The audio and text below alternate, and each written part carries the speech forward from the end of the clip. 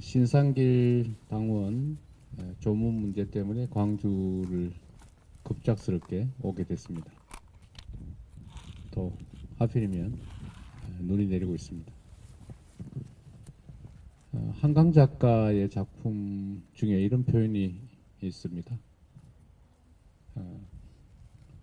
과거는 현재를 돕는다. 죽은 자가 산 자를 구한다. 광주 5.18 묘역은 과거와 현재를 잇는 영혼의 공간이기도 합니다. 역사가 반복된다는 것처럼 이 나라에 다시는 없었을 것 같은, 없었을 것으로 생각됐던 군사 쿠데타가 현실로 일어났습니다. 다행히 국민들의 힘으로 이를 제지해냈긴 하지만 여전히 군사 쿠데타 내란은 계속되고 있습니다. 그리고 그 친위 군사 쿠데타를 저지하기 위한 또 내란을 극복하기 위한 우리 국민들의 일상적인 투쟁도 계속되고 있습니다. 풍찬 노숙하면서 밥을 굶고 항의하며 싸우다가 운명을 달리하기도 합니다. 오늘 어젠가요? 우리 민영배 국회의원이 단식 도중에 쓰러져서 병원으로 실려갔습니다. 잘 아시는 것처럼 신상길 당원도 탄핵을 위해서 싸우다가 운명을 달리했습니다.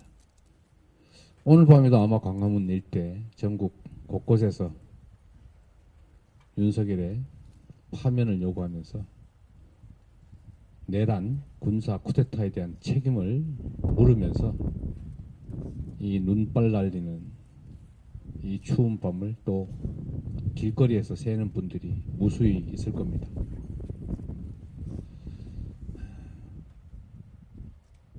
전두환이라는 사람이 국민이 맡긴 총과 칼로 국민을 향해서 찌르고 쐈습니다. 수없이 많은 사람들이 죽었습니다. 그리고 천수를 누렸습니다. 엄정하게 책임을 묻지 못했기 때문에 또 이런 군사 쿠데타를 기도하는 자들이 생겨났습니다. 그 책임을 엄히 묻지 않으면 언제 또다시 군사 쿠데타가 벌어질지, 또 이를 저지하는 국민들과 충돌이 발생해서 수없이 많은 사람들이 피 흘리고 죽어가고 경제는 망가지고 국제적으로 대한민국은 고립되고 후진국으로 평가받는 그런 일이 생겨날 수 있습니다. 지금은 참으로 위중한 시기입니다. 경제도, 안보도, 평화도, 민생도, 민주주의도 모든 것이 파괴되고 있습니다. 하루가 급합니다. 단 1시간도, 단 1분이라도 이 혼란과 위기를 극복할 수 있다면 줄여야 합니다. 어려운 점들이 많이 있겠지만 헌법수호의 대한민국 최고 기관으로서 헌법재판소가 이 혼란을 최대한 신속하게 종결지어야 합니다. 더 이상 국민들이 민주공화국의 가치와 질서를 지키기 위해서 길거리에서 굶고 죽어가고 추위에 떠는 일이 없어야 할 것입니다. 전두환은 죽었지만 전두환이 저지른 그 폐악, 그 피해는 여전히 남아 있습니다. 그 유산도 남아 있습니다. 전두환의 전 사위가 군사 쿠데타를 옹호하면서 군사 반란 수괴를 처벌하지 말라고 온 길거리를 헤집고 있습니다. 전두환의 아들은 군사 쿠데타를 옹호하면서 학도병이니 의병이니 이런 말 같지 않은 소리를 하고 있습니다. 모두가 책임을 엄히 묻지 못했기 때문입니다. 신속하게, 엄정하게 군사 반란, 친위 군사 쿠데타에 대한 책임을 묻도록 모두가 함께 애쓰고 있는 이 와중에 저희 민주당도 죽을 힘을 다하도록 하겠습니다. 고맙습니다. 혹시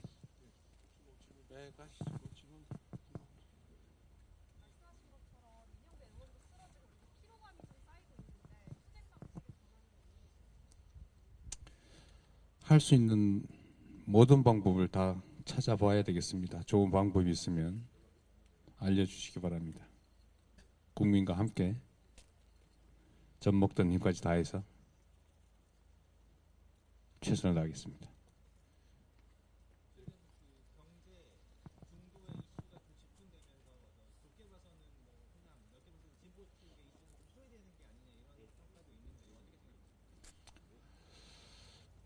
새는 좌우에 양날개로 날지요.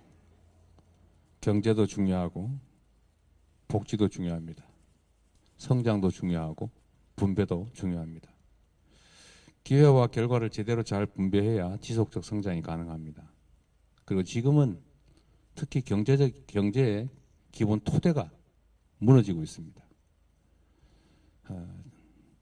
군사 반란, 군사 쿠데타라고 하는 이런 어처구니 없는 일로 인해서 국제 신인도가 떨어지고 불안정성 때문에 경제적 판단이 어렵습니다.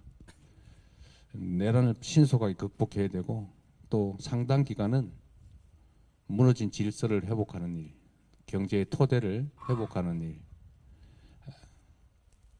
경제를 살리는 일에 집중해야 될 것입니다. 그러나 그 결론은 결국 함께 잘 사는 세상을 만드는 것입니다. 경제는 수단이죠. 그리고 우리가 함께 잘 사는 것, 복지, 공정, 형평성, 안전망 이런 것들은 목표에 가깝습니다. 둘 중에 어느 것도 우리가 경시하지 않고 다만 상황에 따라서 우선순위와 비중을 조정하는 중인데 지금은 회복과 성장이 훨씬 더 시급하다. 그렇게 이해해 주시면 좋겠습니다. 실은 지난 일주일 동안 행보들을 좀 조심스러워하셨는데 광주의 강원이 숨지기도 하셨지만 광주에서 행보를 재개한다? 아니면 오늘 행보를 하신다?에 의미가 있을 것 같습니다. 네. 우선 현실적으로는 뭐 경찰의 경호도 좀 확대됐고 어느 정도 우리도 이 위기 상황에 대한 준비도 좀 갖춰졌다는 측면도 있겠습니다.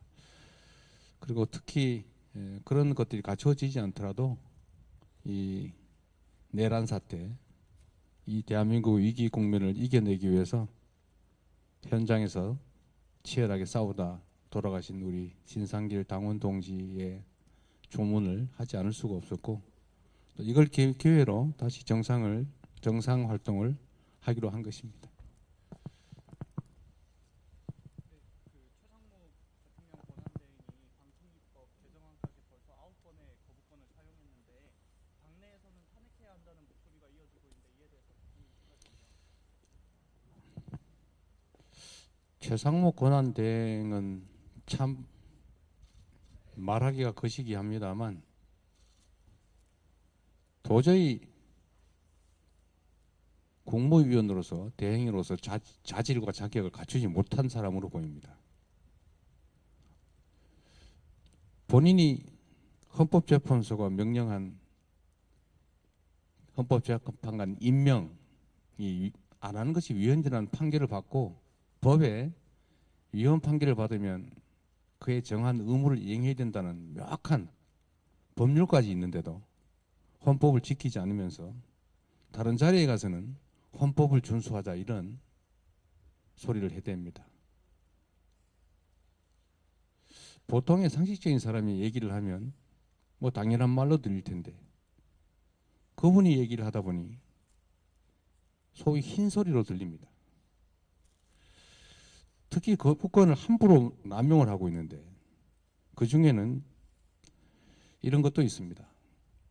국가폭력범죄 인권을 침해하는 국가폭력범죄의 공소시효를 배제하는 법, 이 법을 거부했는데 대체 그 이유가 뭡니까?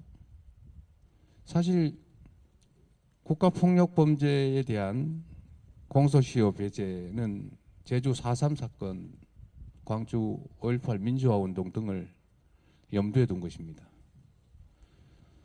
사적 이익을 위해서 국민의 인권을 국가 권력을 이용해서 침해한, 예를 들면 이 전두환 같은 사람이죠. 살아있는 동안은 반드시 수사하고 처벌한다 라는 법을 거부했습니다. 왜 거부합니까? 지금은 다른 일들에 묻혀서 이 문제가 잘 드러나지 않지만 저는 다른 어떤 법에 대한 거부권 행사보다도 이 국가폭력범죄 시효 배제에 관한 법을 거부한 그를 도저히 용서할 수 없습니다. 언젠가는 반드시 이 입법도 완수하게 되겠지만 이처럼 주어진 권력을 함부로 남용하면 어떤 대가를 치르게 되는지에 대해서 반드시 알게 될 것입니다. 우리 국민과 역사가 그 책임을 반드시 물을 것입니다. 지금이라도 마은혁 재판관을 즉시 임명하기 바랍니다.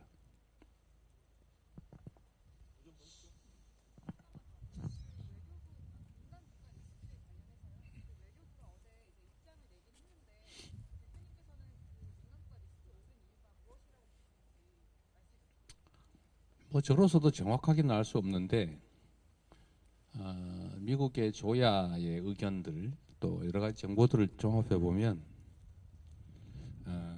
한반도 대한민국의 정치적 불안정성 그리고 직설적으로 얘기하면 내란 사태죠. 비상계엄. 그리고 두 번째는 핵 확산 우려가 주된 이유였다고 저는 알고 있습니다. 우리의 슬기로운 대응이 필요할 때라고 생각됩니다.